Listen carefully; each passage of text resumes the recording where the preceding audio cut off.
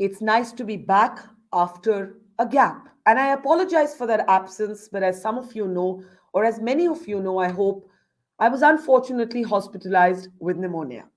I'm back now, but as you can see from the sound of my sore throat, still not fully back. But as they say, the show must go on. I'm Barkha Dutt, you're with the Mojo Story, and our focus today is on the unfolding catastrophe in China. A surge that could, according to leading global experts, see 60% of China infected in the next 90 days and up to an estimated 1 million deaths.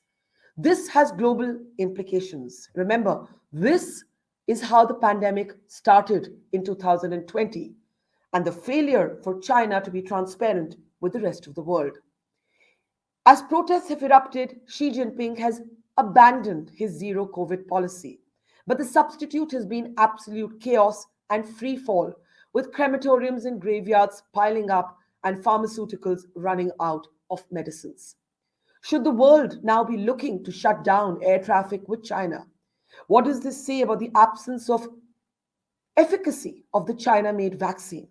And what does it mean for us here in India, where the government has already sounded an alert, asking people to mask up in public, but also asking leaders of the Congress like Rahul Gandhi to consider suspending their Bharat Jodo Yatra, the pan India political journey that Mr. Gandhi is on?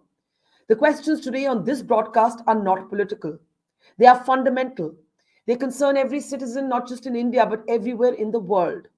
Can the world afford to let China do this to the globe again? Joining us is one of the world's foremost epidemiologists, Dr. Eric Feigl-Ding, who first used the phrase thermonuclear bad on his Twitter timeline to jolt the world into waking up and taking notice.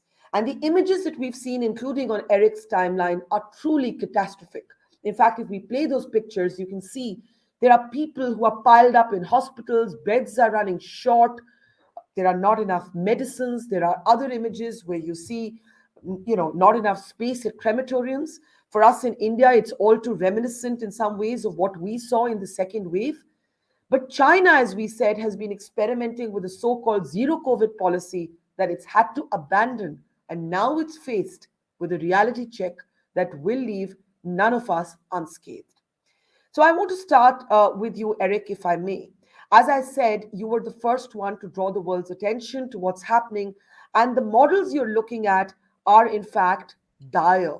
You're talking about an estimated 1 million deaths, 60% of China infected in the next 90 days, 10% of the world's population. What does it look like, and why is it so bad, Eric? Yeah, thanks for having me. What China's going to be facing is basically what the rest of the world had faced back in spring of 2020. The difference is that obviously we have 3 additional years of experience, but China has still the largest country with virgin fields of uninfected people and vaccinations with the weakest vaccines of all the major vaccines worldwide and under-vaccinated in terms of boosting, and no bivalent available. And so altogether, it's a perfect storm in which variants are now the most evasive than ever. China's CoronaVac, made by Sinovac and Sinopharm, are 2 of the weakest vaccines. Their booster rates are very poor. And altogether, they don't also have monoclonal antibodies or Paxlovid, really. And so right now, as they reopen, they're seeing literally the effects of the surge. There's a very clear cause and effect of their relaxing mitigations and seeing all of this.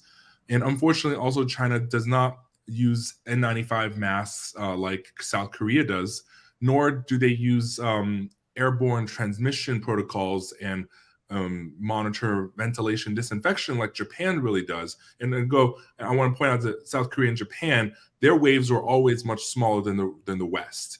And they never had a true zero COVID lockdowns or anything like that. So you can have a zero COVID approach without lockdowns. They're not synonymous. But Yeah. China right now is undergoing a lot. And the chief epidemiologist of China actually said the worst is yet to come. and this is going to be the first of three major waves. The second wave starting after the Lunar New Year and in the end of January. So I think China is going to be facing a lot, and they don't have the readiness for it, because you can build more beds, but you're not going to be able to build more doctors and nurses to staff them, especially in such a short time.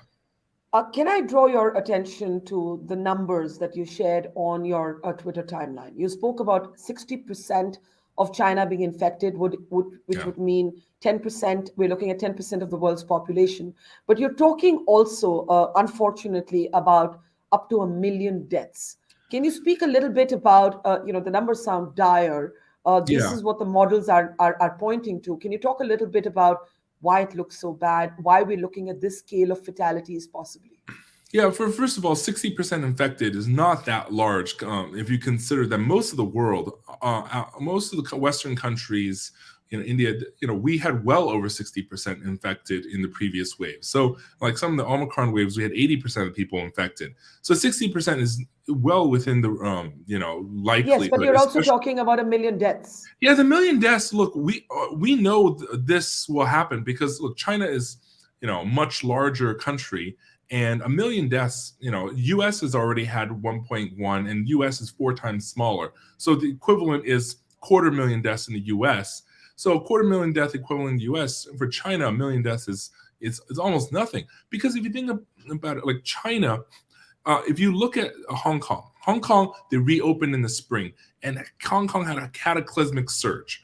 And if you take that, the Hong Kong's death rate, and extrapolate that to mainland China's population, you can easily get 1 million, if not 2 million deaths. And remember, Hong Kong uses Pfizer, Moderna, Western vaccines. Their variants weren't as evasive back then, and Hong Kong has other drugs and lots of higher doctor and nurses per capita population than mainland China. Mainland China is in much worse shape than Hong Kong once this gets out of control. So I think 1 to 2 million deaths is well within the realm of likelihood. It's not that large considering how large China is. And I remind you, in India during its Delta variant wave, easily 2, 3, 4 million people died according to many epidemiology estimates.